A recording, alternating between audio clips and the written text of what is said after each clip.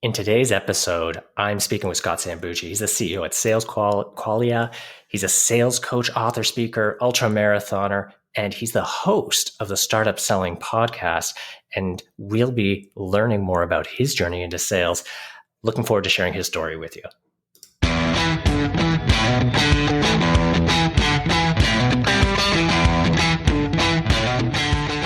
Welcome to Seller's Journey, the podcast where we speak to great sales reps and leaders and share their real stories from start to sales success. Hi, everyone. I'm Joseph Fung, and today we are speaking with the great Scott Sambucci. Scott, how are you doing? Dude, I love that you called me the great Scott Sambucci. You can hang out with me anytime. Oh, your podcast, your experience, it's necessary. And I only wish that we had better intro music for you, something a little bit more epic. Dude, I loved it. I was jamming while you were doing it. Nice. Thanks again for joining us. I appreciate the time. Glad to be here. Cool. So some of our audience members may not know you. So why don't we help them out? Let's start at the beginning. Where'd you go to school? Where'd you go to college? Where'd you grow up? Grew up in New Jersey. Was able to get out of New Jersey, fortunately, when I was 14. My parents, we had a really bad snowstorm one year. My parents were like, that's it, we're moving to Florida. So we moved to Florida. From there, I ended up at Winthrop University down in South Carolina. Most people have probably not heard of it. It's just a small state school in South Carolina. Went there because I had an academic scholarship. And so I was paying for college myself and thought free was a pretty good price. And, spent 4 years there, graduated college when I was just before I turned 22. And from there, ended up doing sales. So what's so great about your journey? I mean, you've accomplished so much. You work with great companies. The part that jumps out to me, that's really unique, I think, about your story was that you started in sales, left sales, and came back. So why don't we start with that first step, that first chapter? How did you get into your first sales role? Yeah, great question. So I think it really started out of needing to pay rent. I was graduating college. I was a history major, which means you either teach, work at a museum, or sell. And a good friend of mine who was a couple years older than me had also just recently graduated, and he got into sales. He wanted to be in sales. He got into it. He was doing pretty well. And he said, look, man, you should get into sales. You'd be good at sales. I'd always waited tables. I'd worked in restaurants. I'd always been kind of a good social, kind of extroverted person and good with people. So it seemed like a pretty good fit. And so that's really what led me into sales in the first place. And my first real job out of college was selling cabinet doors. I don't even have this on my LinkedIn profile. Yeah. So I found a job working for a cabinet door manufacturer in North Carolina, and I got paid, my base salary is $22,000 a year. And they gave me a Ford Ranger full of cabinet doors. And my job was to drive around to cabinet makers in Western North Carolina and explain to them why they should let us do the doors and they could just focus on the rest of the cabinets. Wait, you were doing door-to-door door sales? Basically, I was doing outdoor sales. Yeah. I was driving around the hills of Western North Carolina, talking to, a lot of these are like one-man shops, small cabinet makers that would make either custom projects for homes that were getting built, and some larger companies that might partner with home developers and those kinds of things. But basically, that was my first job, and I did that for about 2 months and didn't sell a single door. What incredibly successful sales career start right there. Yeah. Well, I think a lot of it was just like, I just didn't love the industry. It was a job. I was like, okay, $22K. I mean, I was just back in 1996. Wasn't a great salary back then, but at least it was a salary. And then getting a Ford Ranger, I'm like, okay, now I don't have to pay for a car. So that adds to it. And the company was okay. I mean, the manager was okay. And I was like, I'll just kind of get something going and figure it out from there. And I just realized this is not what I wanted to do. Found myself just not really liking the calls. I didn't like going and talking to cabinet makers. It just wasn't my thing. So I dove back into the classified ads, which is what you did in 1996, to look for a job. And I found a position with Prentice Hall Higher Education, which is what they called a publishing rep, which is really just a salesperson where you're walking around universities. And again, it's basically door-to-door sales, but you're selling to professors and helping them to choose the textbooks that they're going to use for the different classes that they teach. And that really got me into what I would say like a more successful sales career.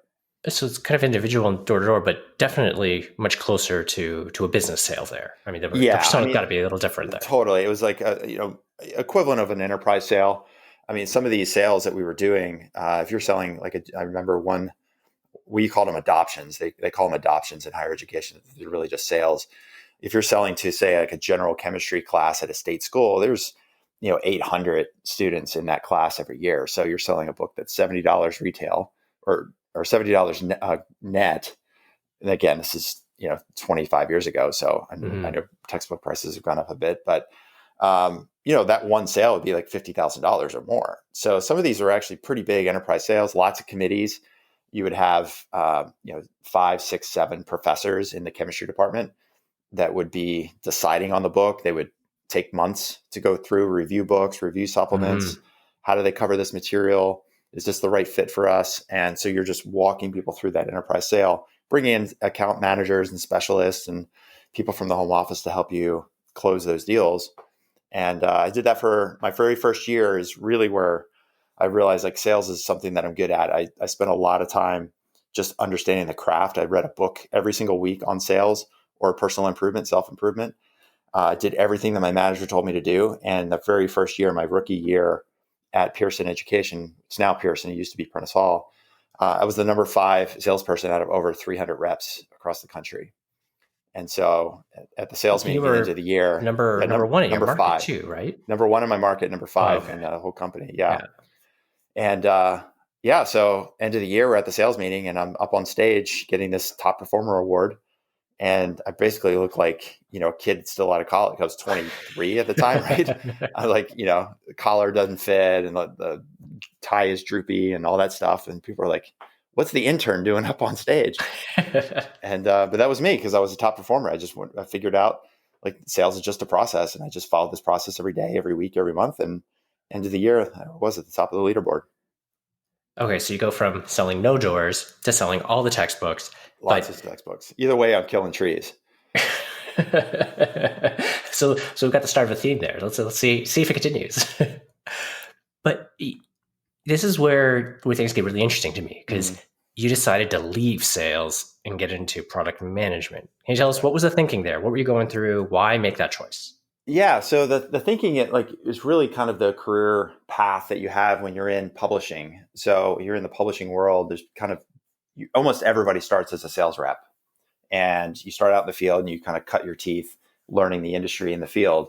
And then if you're promoted, you can either stay in the sales track and become a district manager and eventually a regional manager, or you can move into the home office and take a marketing or a product development position.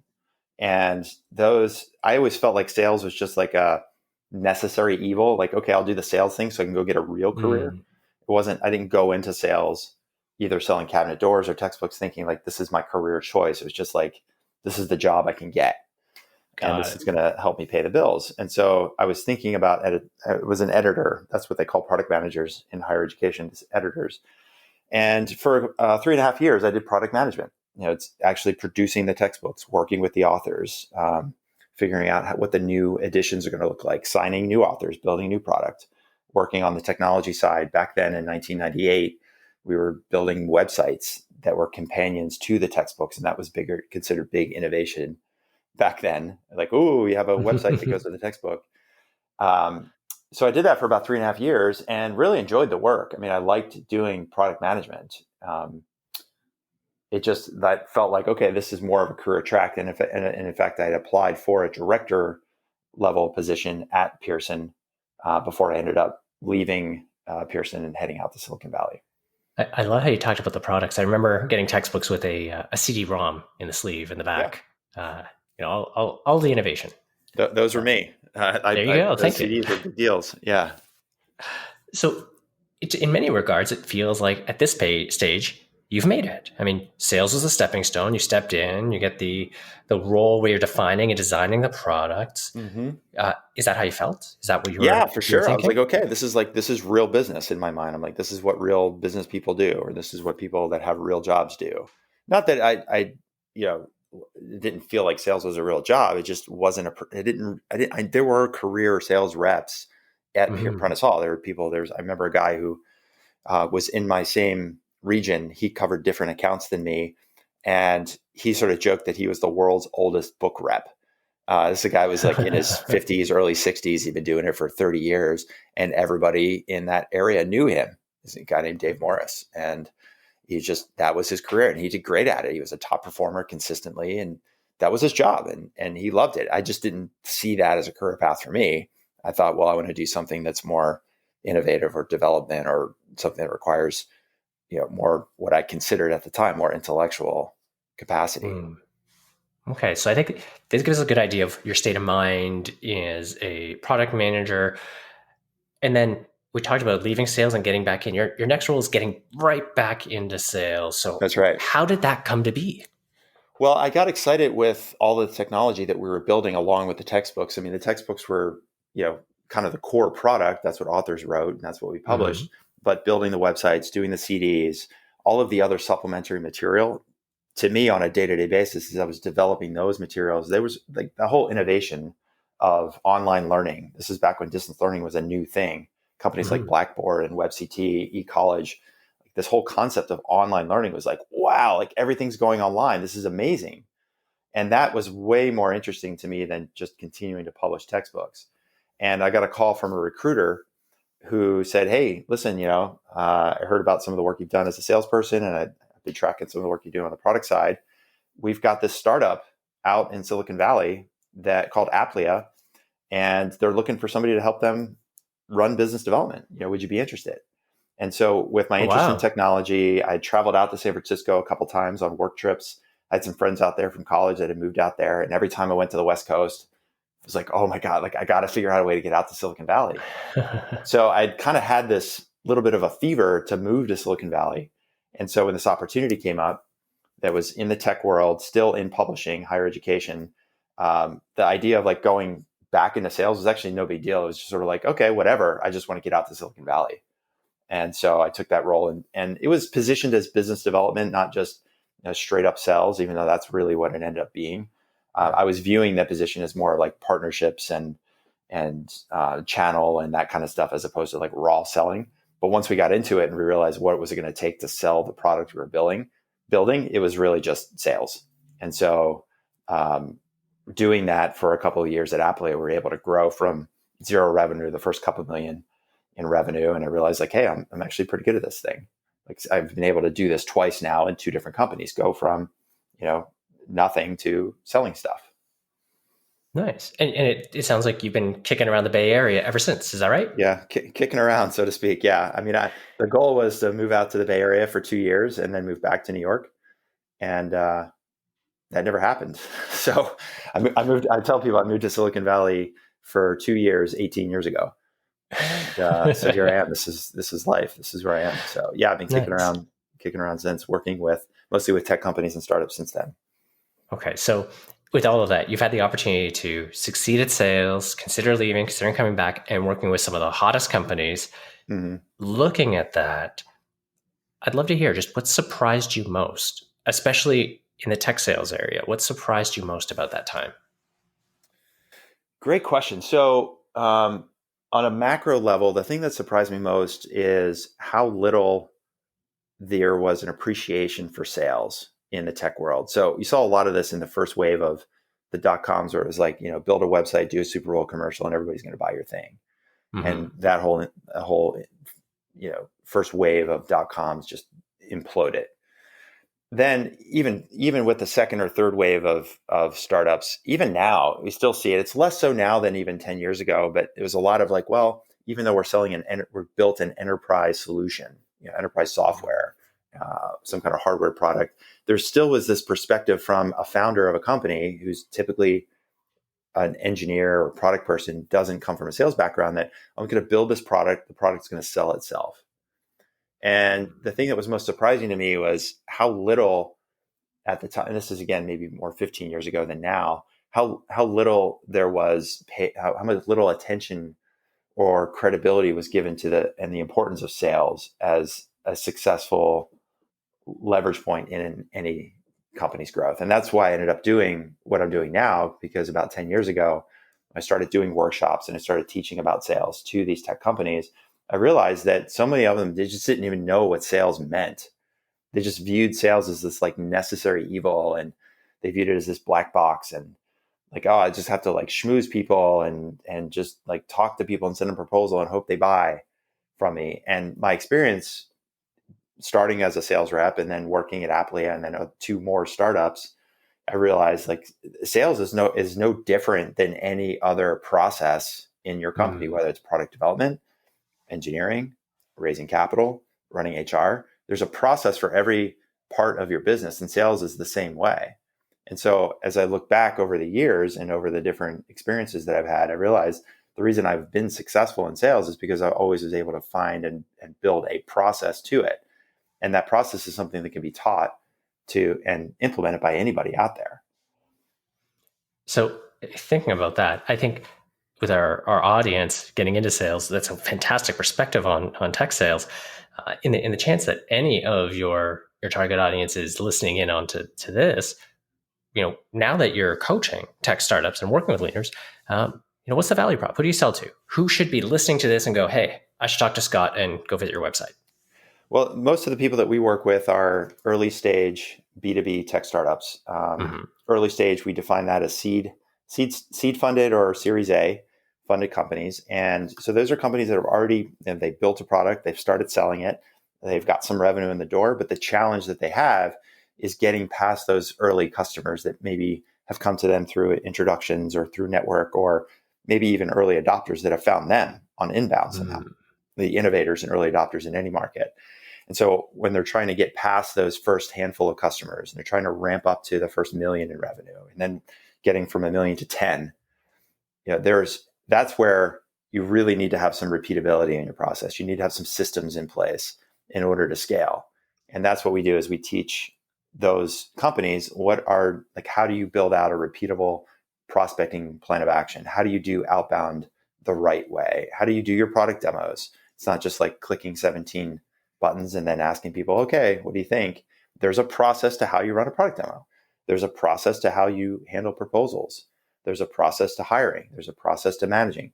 And so we just teach those founders and those early stage management teams, like these are the processes that you have to understand and then implement in your company if you want to get repeatability and then scalability. Love it. So I love the clarity of the stage, the entrepreneurs, the founders, and the value prop. If you're listening and you fit those profiles, reach out to Scott. His details are going to be in the description, and tune into his podcast because it's awesome. Scott, I know you said you couldn't stick around past the bottom of the hour. So I've got one more question and then some rapid fire and I can let you go. Does that work? Absolutely. Okay. This one is a little bit kind of off the main theme that we've had, but one of the things that I find so intriguing is the way leaders, particularly people in sales, portray themselves. And one of the things you share on Twitter is that you excel at Miss Pac-Man. And I'm super intrigued. Is this a hobby? Is this a profession? Is this your side hustle? What's the story there? No, it's just one of those games. Like I do this when it comes to like movies or any games that I play. I just like playing. I don't really enjoy learning new games as much as I enjoy doing stuff that I've already learned. And so even when I go to an arcade, I used to go to arcades and stuff. And I'd always gravitate towards the Pac-Man machine instead of all the newfangled stuff with the headsets and things like that. I'm just like, oh, I'm going to play this. And I could crack 7 or 6 digits pretty easily, get to pretty high level. It's just, I don't know, something about the game that I like. I haven't played it in a while, but I am pretty good at it. I played it once. My son was watching me. He was amazed. He's like, oh my God, how do you do that? So there you go. There's the street cred. My son's 8. I need to get better at one of these games just to make sure that he's impressed. My son is 8 as well. There's a comic book store in our town that has some video games, and they had a Miss Pac-Man in there for a short time. And you could play it. So I played it and he watched me. He was just like, his mind was blown. I swear I didn't expect to be getting really useful parenting tips from our conversation, but I'm going to take them because this is wicked. No, don't take them from me because I do not take them. Like I'm struggling like everybody else. One thing I want to mention before we go, if you're listening and, whether you're in, product or tech, and even if you're not running a startup yourself, but you want to learn what is a core framework that you could be using in sales, like how do you think about sales as a process? I have a book that I wrote last year called Stop Hustling, Start Scaling. And if you go over to my website at SalesQualia, that's sales and then QUALIA.com, there's a button right there on the homepage where you can actually download a full copy of the PDF of version of the book. So that's one of the places we just tell people, look, if you just want to understand when I'm talking about sales as a process, sales as a framework, if you read that book, that will help you, I think, break a lot of the perceptions you might have of what it means to do sales, especially when you're talking about B2B enterprise level selling. I wrote the book for people to understand that there is a framework to this. So if you read that book, I think that will help you quite a ways, whether you're, again, an individual contributor or you're a startup CEO that's looking to build a sales process. Thank you for mentioning it. I'm going to make sure that we have a link to the book on Amazon or somewhere else in the description of the podcast. So if you're listening in on YouTube or on your regular podcasting app, check the description too, because there should be a link there. Yeah, absolutely. And I would just tell people, I don't even care if I sell copies on Amazon because you don't make money on selling a book. I'd rather get the message out to as many people as possible, which is why we give away the PDF on the website. Nice. I'll make sure that we're pointing people there too. Do you have time for a couple of really fast rapid fire questions before we wrap up? I got 3 minutes before I got to go jump on a call. Okay. These will be super fast. Yeah. Okay. What's your favorite sales tool? Like technology wise? Technology wise or otherwise? What's your favorite? LinkedIn. Nice. Outside of work, movies. What's your favorite movie? Elf. Nice. Good choice. And when you were a kid, what did you want to grow up to be? An architect. Love it. Scott, this has been such a great conversation. A ton of great takeaway, but I appreciate you humoring the really fast rapid fire questions at the end. That's like I just took a personality survey or something. Like, oh my God, I just learned about myself. Well, it's great. You're going to hear in the others. We get all sorts of things like astronaut, healthy, Godfather, all of them. This is awesome. Cool, I have not heard your answers from anyone yet. Cool. Nice. This is great. I'm looking forward to our next conversation, but thank you so much for joining us today. Dude, thanks for having me. It's been a pleasure. Anytime. Absolutely. We'll chat again soon, and looking forward to that conversation. All right, man.